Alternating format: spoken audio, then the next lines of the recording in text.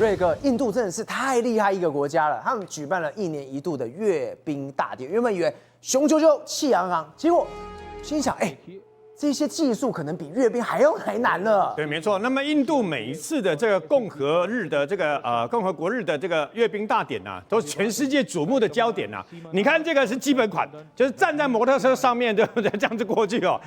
你不要以为这很简单啊，你来试试看。他前面没有人，你来试试看，这要练多久？这样要练3个月以上啊。然后紧接着来要保持平衡，还要倒立。你有办法倒立吗？倒立骑摩托车你有办法吗？我们一大堆飙车仔这边翘狗链对吧？哈，你去看看人家印度这个相关的这个的表演，已经到了出神入化的一个境地啊。那么除此之外呢，还要叠罗汉也是一般的啦啊。一辆摩托车上面呢载了4个人，不断的旋转，最上面的人还要能够顶个地球仪，我也不知道这个是什么意思啊，顶个地球仪是什么意思啊？但是它上面4个人啊，4个人要不断的旋转等等哦，然后顶个地球仪啊。印度的汽车连哦，这种技术。我看啊，你看这个是梯子，他梯子要把摩托车要保持平衡，他要再上去，然后他还要爬上那个梯子，他要爬上那个梯子，这怎么办到的？然后呢，还要继续这个印度万岁等等啊。那么通常啊，今年多了很多女兵啊，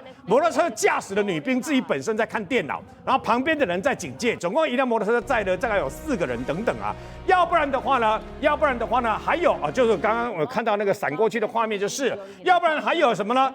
摩托车的士兵呢，完全背对着摩托车，在干嘛呢？在看书，双脚悬空在看书。我也不知道这是什么意思。为什么要双脚悬空在看书？很了不起，不要看前面啊，那摩托车还能够保持平衡啊。各位，我跟你讲真的，这没练半年以上没有这个能耐哦。为什么呢？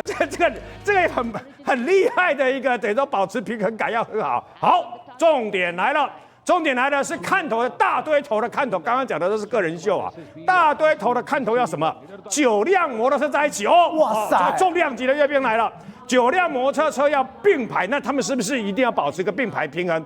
前进后退左右都不能啊，没有一台倒哦，倒的话全部都垮了，对不对啊？你知道赵和，你知道全部加起来上面的叠罗汉人有多少人？几个人？总共42个人。这个三角形对不对？你别小看这个叠罗汉。一辆摩托车倒了或是偏了，全部都倒。对，我一辆车倒了，你看42个人要全部保持平衡啊！我们所有的人，包括美国、中国，全部看了就害怕。还有就是动物片。动物片是什么呢？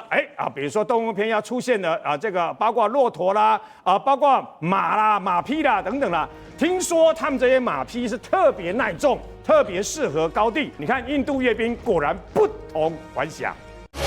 宏观取材，厘清真相，犀利精准，深入剖析，时刻掌握关键，新闻时事不漏接。老时段，新气象，我是钟浩和，关键时刻2.0全新出击。